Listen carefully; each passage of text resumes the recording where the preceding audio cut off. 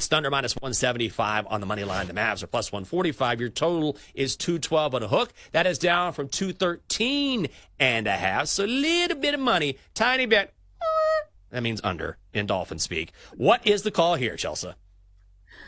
I go back and forth on this one because I do think that it's probably Oklahoma City at home here that is the better team, but maybe we see some kind of bounce back from what we saw from the Mavericks last time around because, excuse me, it couldn't get much worse in some of these categories. A team that had a lot of turnovers last game and also only made 52% of their free throws. Come on, guys, you're professional basketball players. So one would think their shooting splits would get a little bit better, but there's also some shooting splits for the Thunder that could get better. They only shot 25% from the three-point line, so maybe they're due for some good regression in that category. But I do think the better team is probably the Thunder, but I would not be shocked if we see a better effort from the Mavericks tonight. A lot of this hinges on Luka Doncic. He is not 100%, and he hasn't been very efficient with his shooting so far this postseason. So I don't know if it's a carryover of him being hurt, worn down, or whatever, but when your superstar is not 100%, it's going to be really tough to take down one of the best and deepest teams in the NBA. Yeah, I think I like the Thunder here, and this spread keeps going back and forth. Open at 4.5. Overnight went to 3.5, then back to 4.5. So it might change a little bit, vacillate throughout the day. But I think I would go with the Thunder here. And I want to see, I keep saying this, PJ Washington has been fantastic in this series for the Mavericks.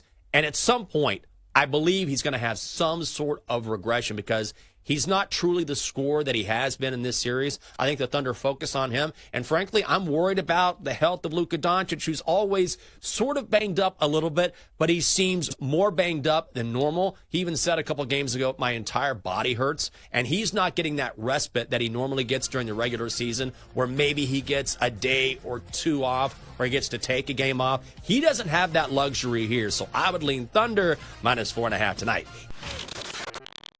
Kate, I have had trouble picking sides in these games. I feel like this series is very evenly matched, but it looks like you've got a total for us. So sell us on an under here. Yeah, I think as this series goes on, as we get deeper into it, which we're pretty deep, what are we, game 6? The scores are only going to get lower and lower. We went from 212, 229, kind of an outlier, 206, and 196 in this last game. Or I suppose this will be game 5. So I do see some value in taking the under tonight. Lucas said after game 4 that the Thunder are doing a great job of like collapsing in the lane on both he and Kyrie getting into the paint, which makes their job harder. It also forces the Mavs to either take poor shots in the paint or kick out in the perimeter. And they've been awful at connecting from downtown, at least everyone except PJ Washington. Luka's 2 of 9 from deep in game 4. He's shooting less than 25% beyond the arc this postseason. I just think a lot of his shots are short because of the injuries he's dealing with, the fatigue throughout this series. So under 213 is my favorite play tonight because I'm with you, Chelsea. I've kind of had a hard time picking sides here. I guess you can break down some of the matchups and saying, okay, these teams have more difficult schedules than others. I do think it's interesting from the international aspect because if you're a fan of these teams, you probably need to be planning your travel soon because this is something you got to plan ahead for. So maybe that's the only thing I would take away from, the schedule release is these international games. So Jenks, would you travel overseas to watch your team play? Maybe.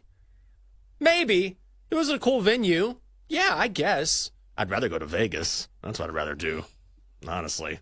If they were playing the Raiders or a Super Bowl, I'd enjoy that more. But I don't know. Honestly, I don't know if I'm going to spend time overseas. I don't know if I want to go to something I can see in the States.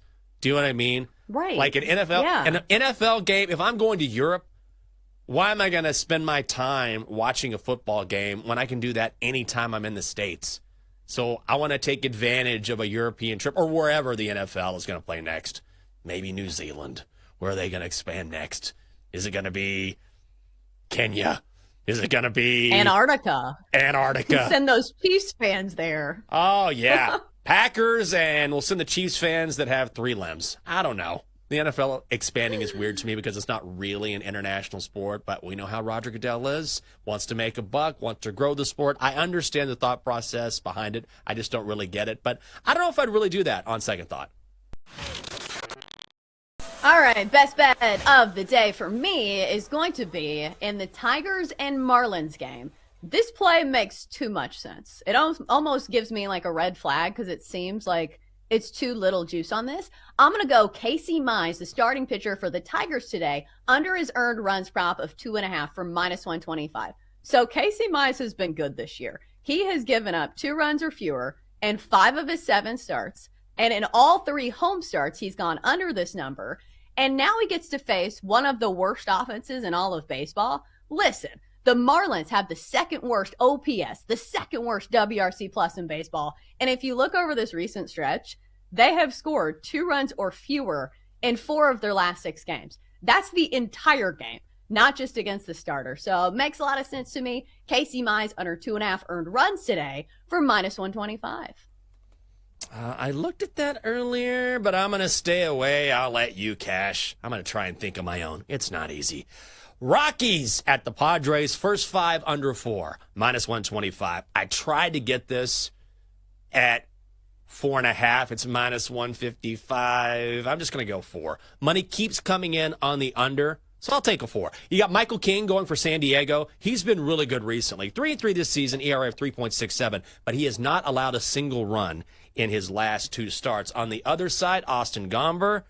Now, you have to take a look at his numbers and realize that he pitches in Mile High City, so they're a little inflated, but he's been very good. Last time out against the Padres, 1 run over 5 innings. They play at Petco Park, the Padres do, so you get a pitcher-friendly ballpark. Let's follow the money and get a winner on the diamond. Rockies, Padres, first 5 under 4. I like it. All right, now time to bring in the third member of our Best Bets crew, the Magic 8 Ball. Let us gaze upon the glorious Magic 8 Ball. Shall it fade or tail these noble betters? All right, 8 Ball, what do you say about the plays today? I'm going Casey Mize under his earned runs prop of 2.5 for -125. Do we like it? And are we going to get an answer? Outlook not so good. Thanks, 8 Ball. Thanks for nothing. How about Jinx's play? He's going to be on the Rockies and the Padres, first 5 under. Do we like it? 8 Ball on this one says, you may rely on it.